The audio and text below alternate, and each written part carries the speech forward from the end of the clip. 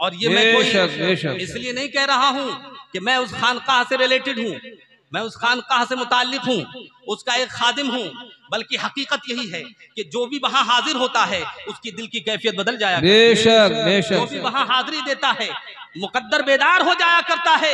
अरे उन बुजुर्गों का तो मकाम अल्लाह अल्लाह, उनको समझने के लिए तो हमारे पास वो अक्ल भी नहीं है, हमारे पास तो वो पैमाना भी नहीं है, हमारा इल्म भी इस काबिल नहीं है कि उन बुजुर्गों को समझ सके। हमने तो सिर्फ किताबों में पढ़ा है, हमने तो बुजुर्गों की जबान ही सुना है। कितना कितना बड़ा मकाम अल्लाह ने अता फरमाया है। आइए इन्हीं को देखते हैं जिनकी मुनासबत से ये उर्स पाक मनाया जा रहा है। जरा इनके मकाम को तो समझिए। इनको अच्छे मियाँ कहा जाता था, अच्छे मियाँ कहा जाता था। अल्लाहु अकबर कबीरा। बहुत सारे अच्छे मियाँ हुआ करते हैं, जहां देखो अच्छे मियाँ मिलेंगे आपको, लेकिन ऐ मारेरा वाले अच्छे मियाँ, सारे उन अच्छों में तुम्हारी शान सबसे अच्छी। सुभान अल्लाह, सुभान अल्लाह। बहुत सारे अच्छे नजर आएंगे, लेकिन हुजूर शम्स मारेरा अच्छे मियाँ तुम्हारी शान तो वो आली शान है कि तुम सिर्फ इल्मे ज़ाहिरी के बहरे बेकरा नहीं हो, इल्मे बातिनी के भी तुम बहरे कामिल हो। अल्लाह, तुम्हारे किनारे को कोई हासिल नहीं कर सकता। अल्लाह अकबर। जब बड़े बड़े मसाइल हल नहीं हुआ करते थे, बड़े बड़े मसाइल दकीक मसले, अजीजाने मोहतरम, लोग बड़े बड़े मुफ्ती, अपने वक्त के वो मुफ्ती कि जिनके इल्म की कसमें खाई जाती थी। कौन नहीं जानता है इल्म की दुनिया के बादशाह हजरत मुहद्दिस अब्दुल अजीज देहलवी अलैहि रहमत व रिज़वान। कौन नहीं जानता उनके खानदान को कि उनके वालिद मोहतरम शाह वलीउल्लाह मुहद्दिस देहलवी अलैहि रहमत व रिज़वान है। शाह वलीउल्लाह मुहद्दिस देहलवी का खानदान खानदानी इल्मी घराने से मशहूर मारूफ है और खानदाने शाह वलीउल्लाह के नाम से जाना जाता है।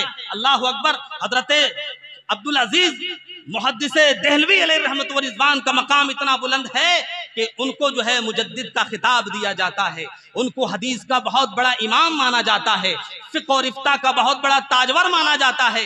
लेकिन उसके बावजूद जब वहदतुल वजूद का मसला आ जाता है और बगदाद में इस मसले पर बहस चलती है और मसला ये पेश आता है कि ये किससे हल कराया जाए, क्योंकि ये मसला ही इतना दुश्वार है कि इसके लिए इल्मे ज़ाहिरी काफी नहीं होगा, बल्कि उसके साथ साथ इल्मे बातिनी भी होना चाहिए, उसके साथ साथ तसव्वुफ भी होना चाहिए, कुरान अजीम की सही समझ भी होना चाहिए, हदीस रसूल का सही फहम भी होना चाहिए। इन सारी चीजों से तमाम चीजें मौजूद हो उसके पास, तब कहीं जाकर के वहदतुल वजूद के मसले को समझा जाता है। बगदाद में बहस छिड़ती है कि ये मसला कैसे हल हो। अजीजाने मोहतरम, तो वहां किसी ने बताया कि हिंदुस्तान चले जाओ और हिंदुस्तान में एक बहुत बड़े मुफ्ती हैं जिनको अब्दुल अजीज के नाम से जाना जाता है, उनसे जाकर के ये मसला पूछो, मसला हल हो जाएगा। अजीजाने मोहतरम, साइल जो है तमन्ना लेकर के बगदाद से सफर करके हिंदुस्तान आता है और हिंदुस्तान की राजधानी हिंदुस्तान में दिल्ली में पहुंचता है और उसके बाद जो है हजरत शाह अब्दुल अजीज मुहद्दिस देहलवी अलैहि रहमत व रिज़वान की बारगाह में हाजिरी देता है।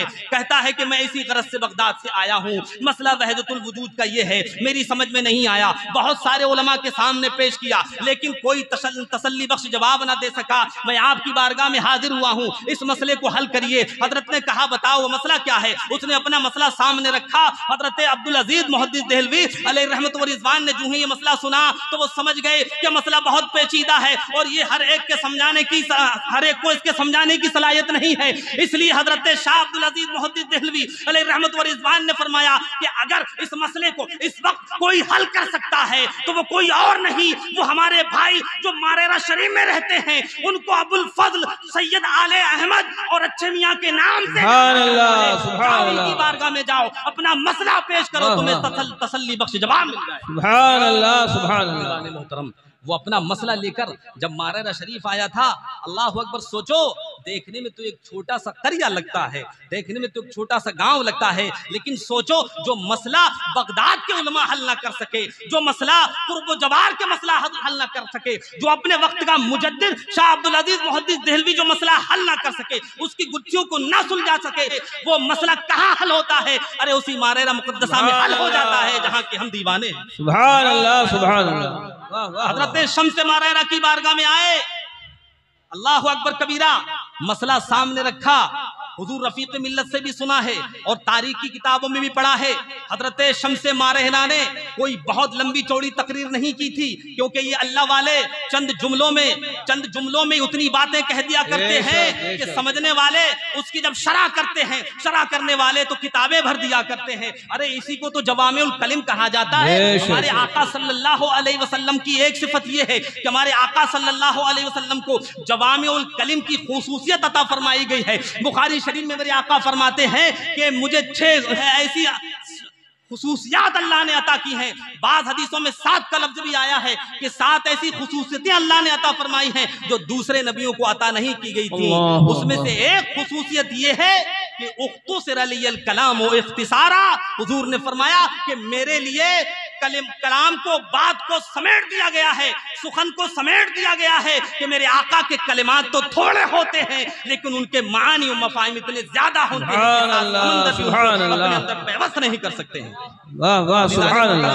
इसलिए तो उलमा जब मेरे आका सल्लल्लाहु अलैहि वसल्लम की उन कलिमात की तशरीह करने पर आते हैं तो जिल्दों की जिल्दें लिख दिया करते हैं, वॉल्यूम के वॉल्यूम लिख दिया करते हैं, मकतबात भर जाते हैं, लाइब्रेरियां भर जाती हैं, अलमारी भर दी जाती है। एक एक हदीस से इतने नुक्ते निकाले जाते हैं, इतने मानी और मफाहिम का समंदर सामने आ जाता है, अल्लाहु अकबर कबीरा, के देखने वाला दंग रह जाता है। और उसके बाद ये कहता है कि ये मैंने अपनी हैसियत के मुताबिक, मेरे अंदर जितनी इल्मी सलाहियत थी उससे मैंने ये मसले बयान फरमा दिए, ये मफाहिम निकाले, और अगर कोई और बड़ा आलिम है तो इससे भी ज्यादा मानी मफाहिम तुम्हारे सामने पेश कर सकता है। अरे ये सिफत अल्लाह रब्बुल इज्जत ने हमारे नबी सल्लल्लाहु अलैहि वसल्लम को अता फरमाई थी, लेकिन आपके सदक़े में आपके गुलामों को भी मिली।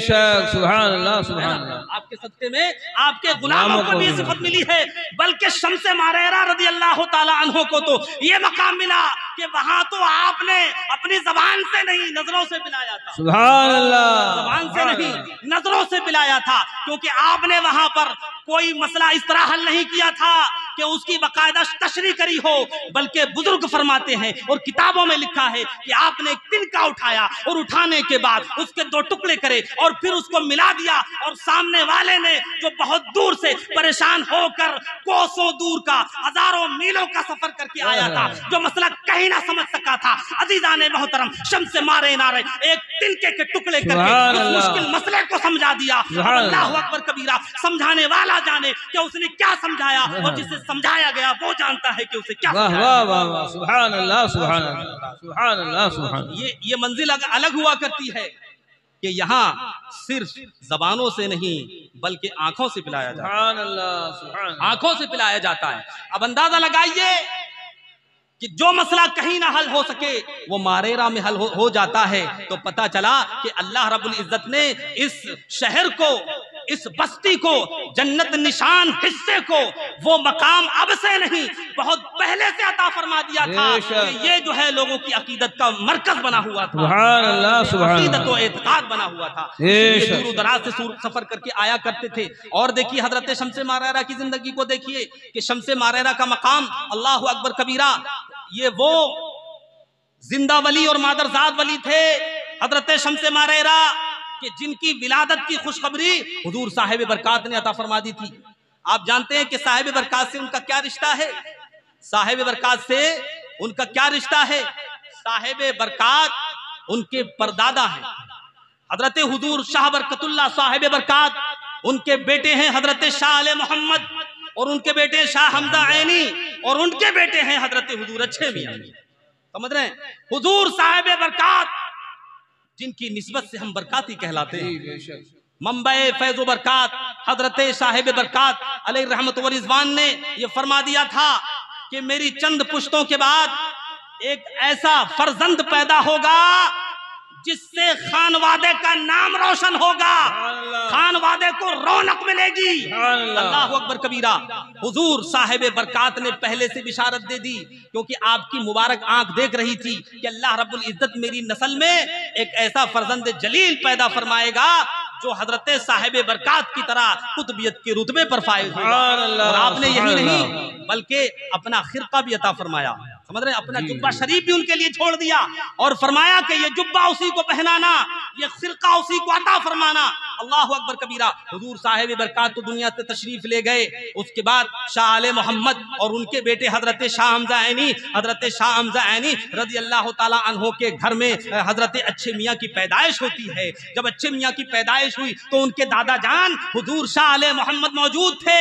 उन्होंने अपने पोते को गोद में लिया, तस्मिया ख्वानी फरमाई और उसके बाद अपने वालिदे मोहतरम हजरत साहिब बरकात का वो फरमाया जुमला इरशाद फरमाया कि वालिदे मोहतरम ने फरमाया था कि मेरे खानदान में, मेरी नस्ल में, मेरी पुश्त से एक ऐसा फर्जंद पैदा होगा जिसके जरिए खानवादे का नाम रोशन होगा। वो फर्जंद कोई और नहीं, यही फर्जंद है जिसके जरिए हमारे खानवादे को जो है रौनक मिलेगी और जो है मिलेगी, रोशनी मिलेगी। अल्लाह कबीरा। और उसके बाद वो खिरका शरीफ हजरत हुजूर अच्छे मियाँ को अता किया गया और उसके बाद आपने वो ज़िबतन फरमाया था। हजरत मोहतरम, तो इससे अंदाजा लगाइए आप कि हजरत साहिब बरकात ने रज़ी अल्लाह ताला अन्हु ने अपनी नूरे विलायत से ये मुलाजा फरमा लिया था कि अल्लाह रब्बुल इज्जत हजरत अच्छे मियाँ के जरिए इस खानवादे का नाम बड़ा रोशन करेगा। और ऐसा ही हुआ कि अल्लाह रब्बुल इज्जत ने उनको वो मकाम अता फरमाया कि बड़े बड़े उलमा, बड़े बड़े फुजला, बड़े बड़े हुक्मा, अपने वक्त के दानिश्वर, अपने वक्त के मुफ्तियान किराम हुजूर अच्छे मियाँ अलैहि रहमत व रिज़वान के खुद्दाम में शरीक थे। इसीलिए देखें अल्लाह अकबर कबीरा। और क्यों ना हो, उनके इल्मे जाहिरी का मकाम देखिए कितना बड़ा मकाम है कि हजरत हुजूर अच्छे मियाँ अलैहि रहमत व रिज़वान ने जो किताब लिखी थी आईने अहमदी के बारे में सुना है, हमने तो उसकी जियारत नहीं की है, लेकिन आईने अहमदी ऐसी अजीम किताब आपने लिखी आपके कलम से। अल्लाह रब्बुल इज्जत के फजल करम से मारिज़े वजूद में आई कि उसमें आपने कोई ऐसा फन नहीं छोड़ा था जो मुतदावल फनून से ताल्लुक रखता हो और आपने वो फन उसमें जिक्र ना किया हो।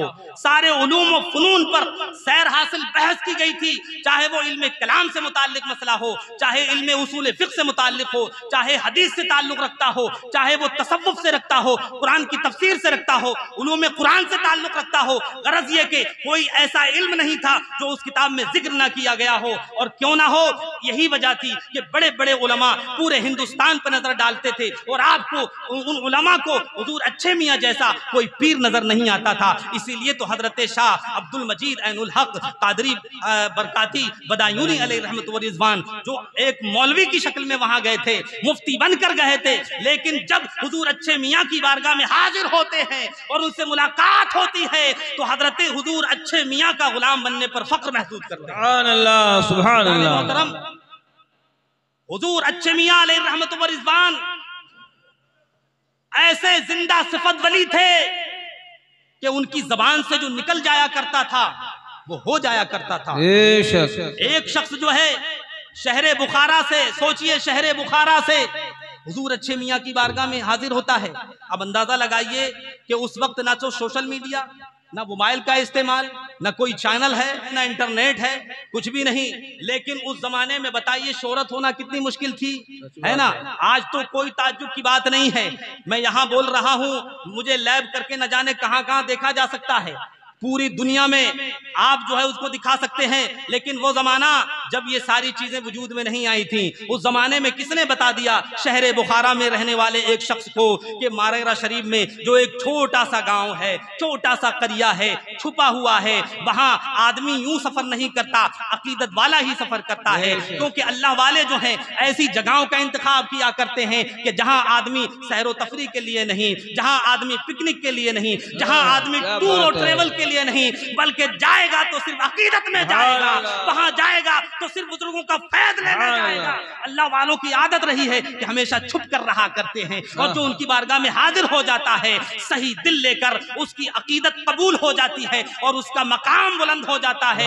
शहर बुखारा में रहने वाले शख्स को उस वक्त किसने बता दिया कि मारेरा शरीफ में एक अल्लाह का वली रहता है, वो भी वली कामिल रहता है और सुलूक व तसव्वुफ के आला मकाम पर फाइज है। उनकी बारगाह में जो हाजिर हुआ करता करता है उसकी मुरादें पूरी हो जाया करती हैं। अजीज़ान मोहतरम, वो शख्स जो है कशा कशा हिंदुस्तान में आता है, आपका नाम सुनकर आपकी बारगाह में हाजिरी देता है और हाजिर जोहर की नमाज के बाद अर्ज करता है, हुजूर मैं शहर बुखारा से चल के आया हूँ, अंदाजा लगाइए कि मैंने कितनी मील सफर किया होगा, कितनी सऊबतें बर्दाश्त की होंगी। ये सब कुछ करने के बाद मैं क्यों हाजिर हुआ हूँ? मैं इसलिए हाजिर हुआ हूँ कि मैं रहे सुलूक पर चलना चाहता हूँ, मैं अल्लाह रब्बुल इज्जत की बारगाह तक पहुंचना चाहता हूँ। लेकिन जिसके पास गया उसने मुझसे कहा तुम्हें चिल्ले करने होंगे, तुम्हें मुजाहदे करने होंगे, तुम्हें मेहनत करनी होगी, लेकिन मैं बहुत कमजोर हूँ, मैं मुजाहदा नहीं कर सकता, मैं चिल्ले नहीं कर सकता, मैं भूखा नहीं रह सकता, मैं फाका कशी नहीं कर सकता, लेकिन मैं अल्लाह रब्बुल इज्जत की बारगाह में मकाम कुर्ब हासिल करना चाहता हूँ,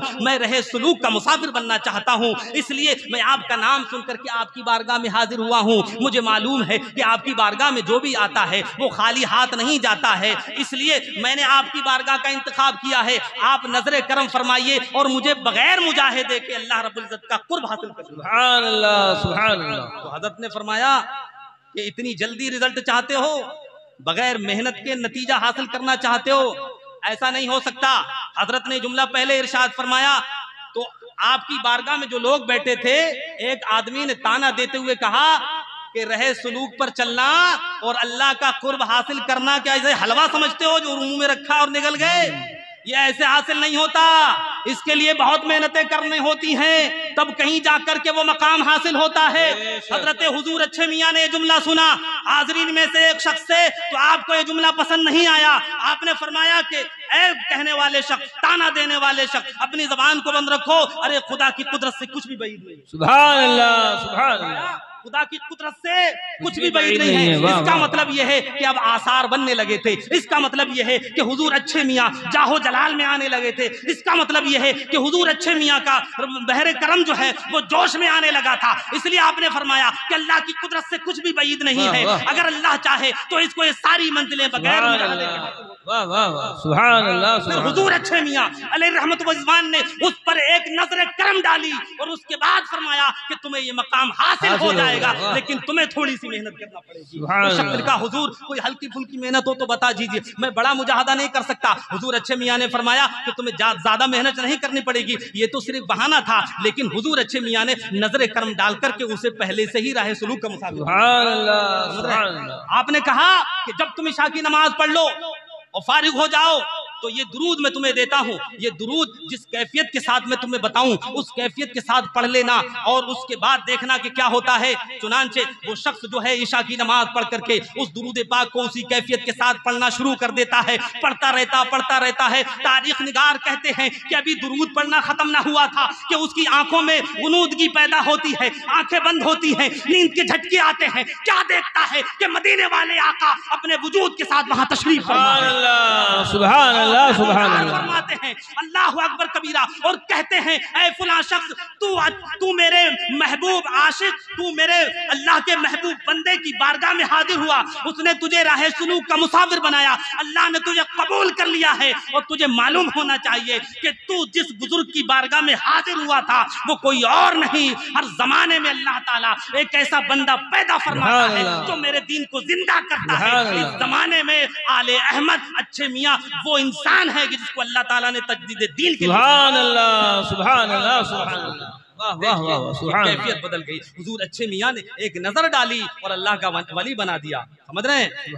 अल्लाह वाले इस तरह से तकदीर बदला करते हैं कि जिस शख्स को बहुत मुजाहिदे की जरूरत थी राह सुलूक का मुसाफिर बनने के लिए, हुजूर अच्छे मियाँ ने एक नजर डालकर सारे मराहिल तय करा दिए, सारी मंजिलें तय करा दी और वासिल इल्लाह कर दिया, अल्लाह का महबूब बंदा बना दिया। जब अल्लाह वाले इस मकाम पर पहुंच जाते हैं कि वो खुद तो वली हुआ करते हैं, वो खुद तो तसव्वुफ के आला मेयार पर फायज हुआ करते हैं, और हाल ये हुआ करता है कि वो दूसरों को भी एक नजर में अल्लाह का वली बना दिया करते हैं। और क्यों ना हो, इसलिए कि हुजूर गौसे आजम रज़ी अल्लाह ताला अन्हो के आप बड़े चाहने वाले थे, हत्ता कि सीरत निगारों ने आपको मजहर गौसे आजम भी कहा है। हुजूर अच्छे मियाँ को मजहर गौसे आजम भी कहा है। और आपको मालूम है हमारे आका हुजूर गौसे आजम रज़ी अल्लाह ताला अन्हु की शान क्या थी कि कि वो तो चोरों को अब्दाल बना दिया करते थे, वो तो बिगड़े हुओं को वली बना दिया करते थे। अल्लाह अकबर। जब नजर गौसियत किसी पर पड़ जाया करती थी तो सारे मराहिल एक ही लम्हे में तय हो करके वासिल इल्लाह कर दिया करते थे। ये उन्हीं के जानशीन तो हैं। अल्लाह अकबर। उन्हीं सरकारे बगदाद रज़ी अल्लाह ताला अन्हो के आशिकी तो हैं। अगर आप एक नजर में किसी इंसान को राह सुलूक का मुसाफिर बनाकर उसको सारे मराहिल तय करा दें तो इसमें कौन सी ताज्जुब की बात है। अज़ीज़ान मोहतरम, यूं तो अल्लाह वालों से बहुत सारी करामतें सादिर हुआ करती हैं और करामतें जो हैं अज़ीज़ान मोहतरम, ये कोई आखिरी फैसला नहीं है कि करामतों के जरिए अल्लाह वालों को पहचाना जाए। हाँ, ये बात बिल्कुल सही है कि जिसके हाथ पर करामत जाहिर होगी वो जरूर अल्लाह का वली होगा। समझ रहे हैं?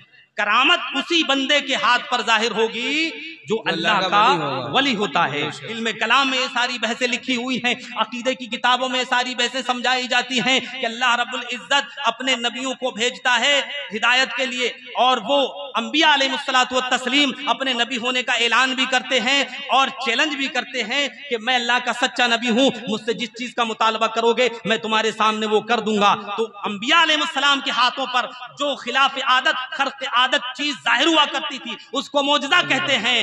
और आप जानते हैं हमारे नबी सल्लल्लाहु अलैहि वसल्लम आखिरी पैगंबर हैं। हुजूर के बाद कोई नया नबी नहीं आ सकता, लेकिन दीन तो क़यामत तक बाकी रहेगा। अब अगर कोई नबी करीम सल्लल्लाहु अलैहि वसल्लम के जो पैगाम लेकर के आए दीन इस्लाम की सच्चाई और उसकी हक़ानियत पर अगर कोई दलील तलब करे तो दलील कौन देगा? उलमाए किराम अपने कलम के जरिए देंगे, औलिया किराम अपनी करामत के। सुभान अल्लाह, सुभान अल्लाह, सुभान अल्लाह। और ये इल्म कलाम की किताबों में लिखा है कि हर वो चीज जो नबी का मौजज़ा बन सकती है वो वली की करामत भी बन सकती है। सुभान अल्लाह। जो नबी का मौजज़ा बन सकती जो चीज वो वली की करामत भी बन सकती है। अल्लाह अल्लाह। ये हजरत हुजूर अच्छे मियाँ हैं, इनसे जाहिर होने वाली करामतों की एक फहरिस्त है। अल्लाह अकबर, एक लंबी फहरिस्त है, बल्कि उनकी बहुत सारी करामतें तो शुमार ही नहीं कराई गई क्योंकि ये अल्लाह वाले जो हैं अपनी करामतों को छुपाया करते हैं।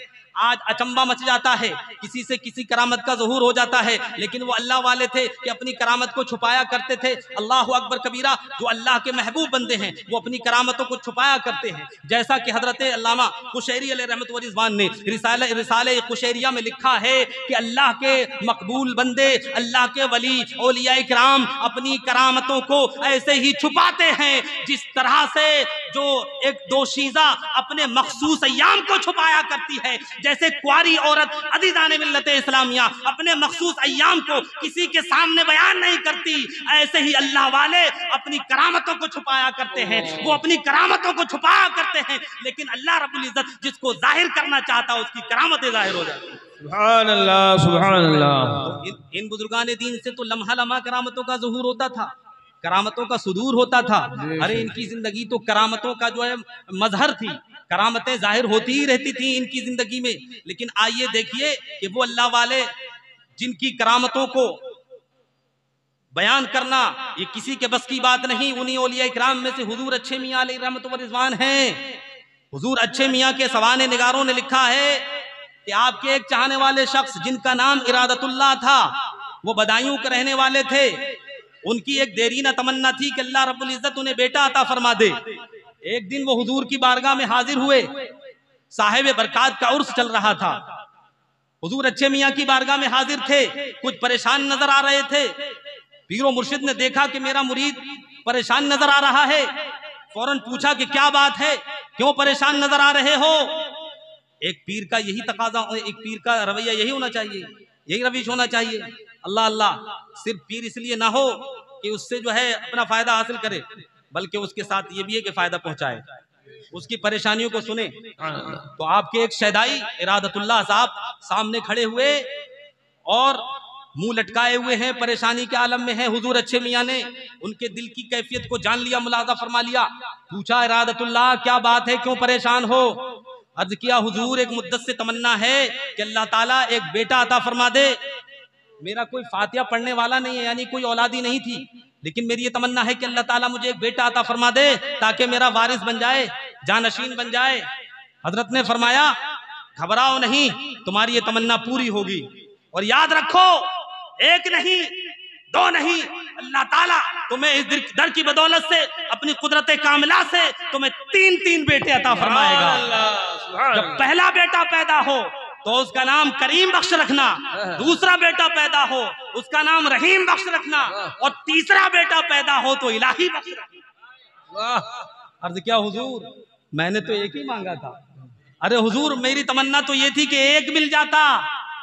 आपने कहा कि तुम्हें मालूम नहीं है कि यहाँ मांगने से सिवा मिला करता है। तुमने एक की तमन्ना करी थी, हजरत साहिब बरकात की बारगाह से तुम्हें 3-3 बेटे अल्लाह अकबर कबीरा। और ऐसा ही हुआ, चंद सालों में अल्लाह रब्बुल इज्जत ने पे दर पे, है ना, पुष्ट दर पुष्ट 3 बेटे अता फरमाए। और जैसे हुजूर अच्छे मियाँ ने उन्हें हुक्म दिया था नाम रखने का, वैसे ही नाम रखे। बताओ इन बुजुर्गों की बारगाह से क्या नहीं मिलता है, लेकिन अकीदत होना चाहिए, अकीदत होना चाहिए।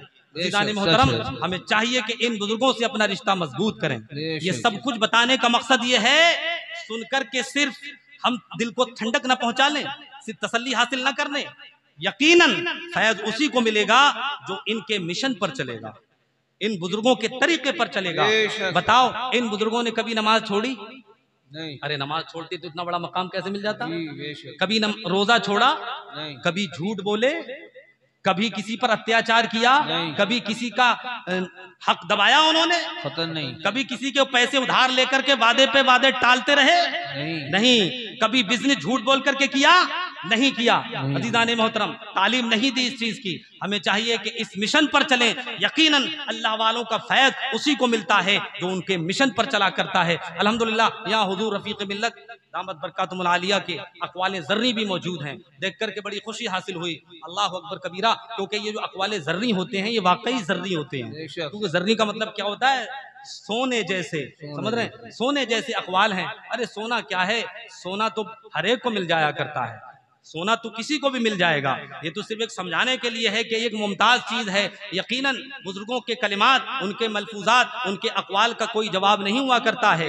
एक जुमले में जिंदगी बदल जाया करती है, कुछ से कुछ हो जाता है इंसान। हज़रात मोहतरम, लेकिन अब इस बात का आप ख्याल रखें कि ये अल्लाह वाले, ये अल्लाह के महबूब बंदे जो कुछ अता करते हैं वो अल्लाह की अता से अता करते हैं। समझ, इस बात को भी जहन में रखें। और मैं समझता हूं कि हर सुन्नी इस बात को जहन में रखता है।